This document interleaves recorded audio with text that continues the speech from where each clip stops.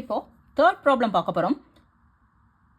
From the following information relating to a partnership firm, find out the value of its goodwill based on 3 years purchase of average profit of the last 4 years. Okay, அவங்க என்ன கொடுத்துருக்காங்க, last 4 இயர்ஸோட profit கொடுத்துருக்காங்க. So profit of the year 2015, 16, 17, 18 or 10,000, 12,500, 12,000 and 11,500 respectively. Okay, the business was looked after by a partner and his fair remuneration amount to rupees 1,500 per year. The amount was not considered in the calculation of above profit.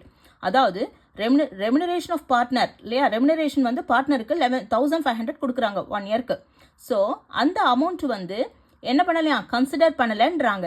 So in the calculation of the above profit இங்கே profit கொடுத்துருக்கு இல்லையா, அந்த ப்ராஃபிட்டில் remuneration அதாவது பார்ட்னரோட remuneration 1,500 consider பண்ணிக்கலன்னா include பண்ணிக்கல.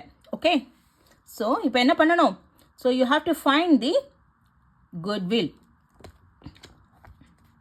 Okay, now third problem. Okay, year and then profit. Okay,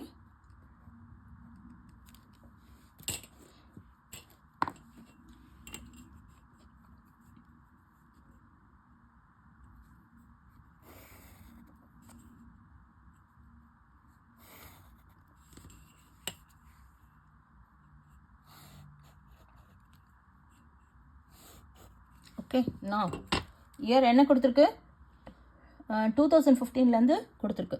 so 2015, 2016, 2017, 2018. Okay, 10,000 எல்லாமே ப்ராஃபிட் தான். ஸோ 10,000, 12,500, தென் 12,000, தென் 11,500. ஸோ இப்போ என்ன பண்ணோம், டோட்டல் ப்ராஃபிட் கண்டுபிடிக்கிறதுக்கு எல்லா ப்ராஃபிட்டையும் ஆட் பண்ணோம் இல்லையா. So 0, 0, 5 + 5 is 10, carry over 1, 2, 4, 5, then 6, 1, 2, 3, 4. So 46,000. இது என்னது, இது டோட்டல் ப்ராஃபிட் இல்லையா.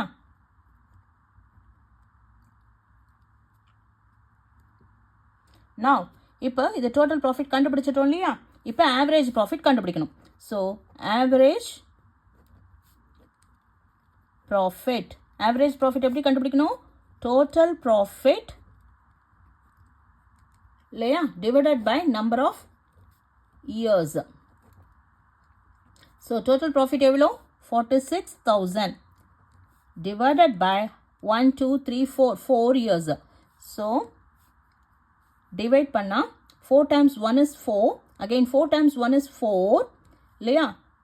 6ல் 4 போச்சுன்னா 2, அப்போ 20 எடுத்துக்கணும், 500. Okay, that is average profit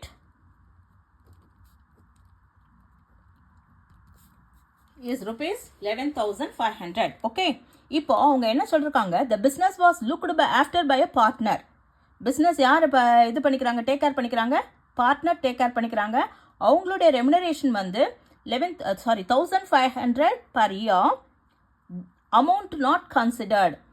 1,500 remuneration கொடுக்கணும் இல்லையா பார்ட்னருக்கு, ஆனால் அந்த அமௌண்ட்டு வந்து கன்சிடர் பண்ணிக்கல. அப்போது அது என்ன பண்ணல, அதில் இன்க்ளூட் ஆகலை. அப்போ நம்ம என்ன பண்ணோம், இங்கே லெஸ் ரெமுனரேஷன். ஏன்னா அதாவது ரெமுனரேஷன் பர் இயர் இல்லையா, ஒரு தடவை தான் கொடுத்துருக்குறாங்க, ஒரு 1 இயர்க்கு 1,500. அப்போ அது என்னது, நான் ரெக்கரிங் இன்கம்.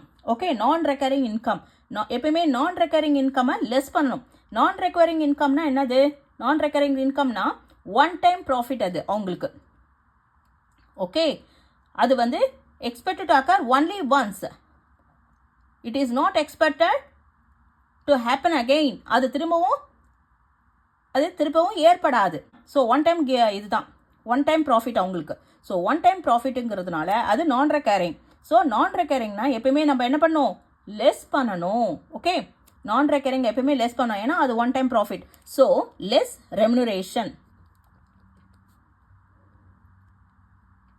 which gives 1,500 இல்லையா. ரெமுனரேஷன் வந்து 1500 லெஸ் பண்ணால் 10,000. இதுதான் இப்போ average net profit. Okay, average net profit இது.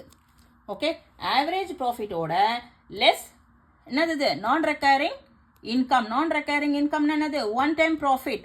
ஒன் டைம் ப்ராஃபிட்டை எப்பயுமே லெஸ் பண்ணணும்.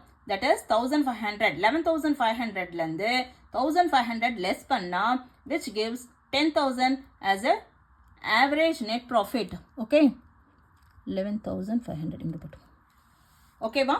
இப்போ calculation of goodwill, valuation of goodwill.